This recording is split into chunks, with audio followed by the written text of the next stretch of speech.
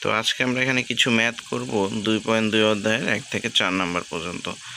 তো এখানে যে অধ্যায়ের ম্যাথগুলো আছে এটা অনেকাংশে লাভ ক্ষতির ম্যাথ আর কি। তো আমরা এখন দেখি 1 নাম্বার ম্যাথ যেটা বলছে সেটা হচ্ছে যে একজন দোকানদার প্রতি মিটার 200 টাকা দরে 5 মিটার কাপড় কিনে আবার প্রতি মিটার 225 টাকা দরে কি বিক্রি করলে কত লাভ হয়েছে। আচ্ছা, আমরা কি জানি প্রতি মিটার বলতে কি জানি 1 মিটার, তাহলে 1 মিটার কাপড়ের দাম কত 200 টাকা। অতএব কত মিটার 5 মিটার, ইনি কিনছে কত মিটার কাপড় 5 মিটার কাপড় কিনছে, তাহলে লিখতে পারি না 5 মিটার কাপড়ের দাম কত 200 গুণ 5 টাকা সমান সমান কত বের হয়ে আসে 1000 টাকা।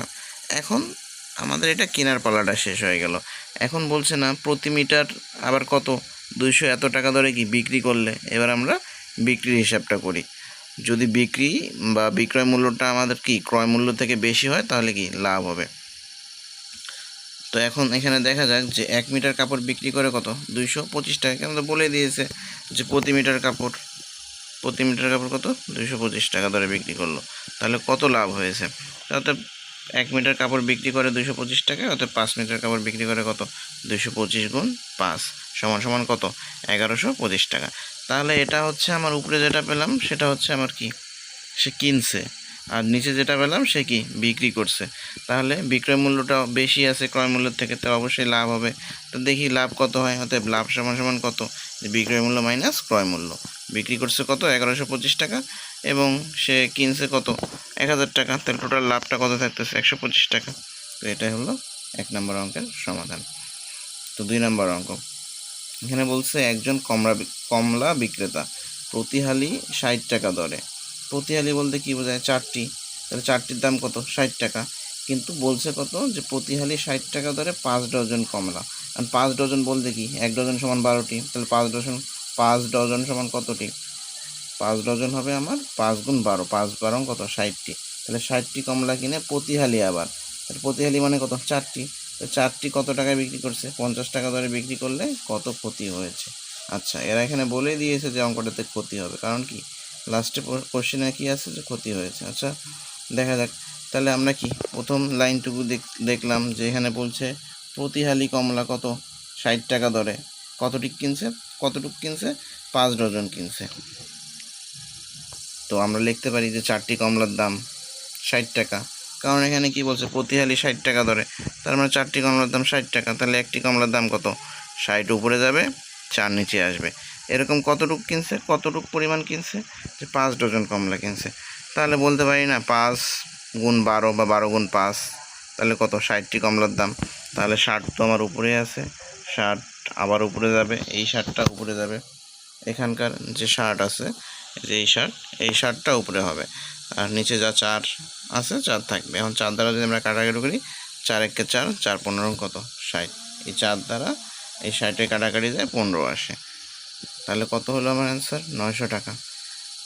এখন পরের ধাপ আমার কেনাকাটার পালা শেষ। এখন আছে প্রতি হালি 50 টাকা দরে বিক্রি করছে, প্রতি হালি কত বিক্রি করছে 50 টাকা দরে, প্রতি হালি বলতে কী বোঝায় 4টি, তাহলে আমরা লিখতে পারি না 4টি কমলার দাম বা 4টি কমলার বিক্রয় মূল্য 50 টাকা, তাতে একটি কমলার বিক্রয় মূল্য বা একটি কমলা বিক্রি করে 50 বাই কত 4 এত টাকা, তো অতএব কত 60টি বিক্রি করে কত 50 ইন্টু 60 ভাগ কত 4, তাহলে আমরা 4 দ্বারা 60 যদি কাটাকাটি করি 4 15 60 হয়। এবার 15 আর 50 যদি গুণ করি তাহলে কত হয় আমার 750 টাকা। এখানে একটা লক্ষ্য করার বিষয় হচ্ছে যে সে কিনছে কত টাকা দিয়ে, কমলা ক্রয় করছে হচ্ছে আমার এই যে টোটাল টাকাটা হচ্ছে 900 টাকা দিয়ে কিনছে, আর বিক্রি করছে কত টাকায়, বিক্রি করছে হচ্ছে আমার এই যে 750 টাকায়, তাহলে ক্রয় মূল্য কত আমার 900 টাকা, বিক্রয় মূল্য কত 750 টাকা, তাহলে অবভিয়াসলি আমরা বলতে পারি কি এখানে ক্ষতি হয়েছে। তো অতএব ক্ষতি কত 900 মাইনাস কত 750, তাহলে যত হয় তত হচ্ছে আমার কি ক্ষতির পরিমাণ। আশা করি বোঝা গেছে। আচ্ছা, এর পরের অঙ্ক দেখি। আচ্ছা, পরের অঙ্ক বলছে রবি প্রতি কেজি 40 টাকা দরে 50 কেজি চাল কিনে 44 টাকা কেজি দরে বিক্রি করলে কত লাভ বা ক্ষতি হবে। আচ্ছা, প্রতি কেজি চালের দাম কত টাকা 40 টাকা, তাহলে লিখতে পারি 1 কেজি, প্রতি কেজি বলতে 1 কেজি, 1 কেজির দাম 40 টাকা, অতএব 50 কেজি কিনছে। তাহলে 50 কেজির দাম কত হবে? 50 গুণন 40, 2000 টাকা। তো এটা কেনাকাটার পালা শেষ। এখন বলছে প্রতি কেজি চাল আবার কত? 44 টাকা দরে কি বিক্রি করে। এখানে বলা হয়েছে প্রতি কেজি চাল 44 টাকা দরে বিক্রি করলে কত লাভ হবে। তাহলে দেখি 44 টাকা দরে কেজি দরে বিক্রি করছে। আচ্ছা, তাহলে লিখতে পারি যে 1 কেজি বিক্রি করে কত? 44 টাকায়। অতএব 50 কেজি বিক্রি করে 44 গুণ 50, তো কত হয় আমাদের? গুণ করলে 2200 টাকা আসে। তাহলে এখানে আমরা কি দেখতে পারি যে এখানে 2000 টাকা দিয়ে কিনছে আর বিক্রি করছে হচ্ছে আমাদের কত টাকায়? বিক্রি করছে হচ্ছে 2200 টাকায়। তাহলে কি লাভ না ক্ষতি হবে? অবশ্যই বোঝা যাবে যে লাভ হচ্ছে। এই যে এখানে কত আছে আমাদের দাম? 2000 টাকা, আর এখানে বিক্রি করছে কত? 2200 টাকায়। কিনছে 2000 টাকা, কেনার দাম হচ্ছে 2000 টাকা, আর বিক্রি করার দামটা কত? 2200 টাকা। তাহলে অতএব লাভ সমান সমান কি জানি আমরা? বিক্রয় মূল্য মাইনাস ক্রয় মূল্য। তো কত? 200 টাকা। তাহলে এটাই অ্যান্সার। পরে 4 নম্বর যেটা বলছে যে প্রতি লিটার মিল্ক বিটার দুধ 52 টাকা কিনে 55 টাকা দরে বিক্রি করলে শতকরা কত লাভ হয়। তো প্রতি লিটার বলতে কি বোঝায় আমরা? প্রতি লিটার দুধ বলছে যে 52 টাকা কিনছে, তাহলে দেখি ক্রয় মূল্য কত এখানে? 52 টাকা যেহেতু কিনে, তো ক্রয় মূল্য 52 টাকা।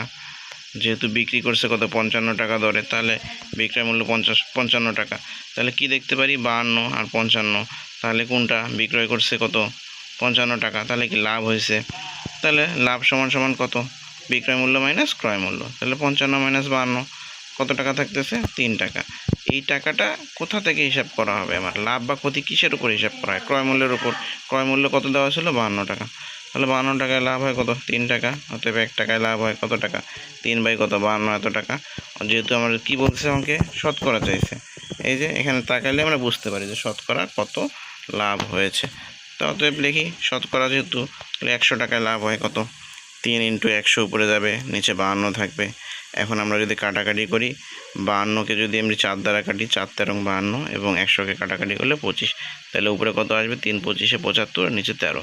এটা যদি আমরা ক্যালকুলেটর দ্বারা ভাগ করি তাহলে কত আসবে? 5.77 টাকা। আশা করি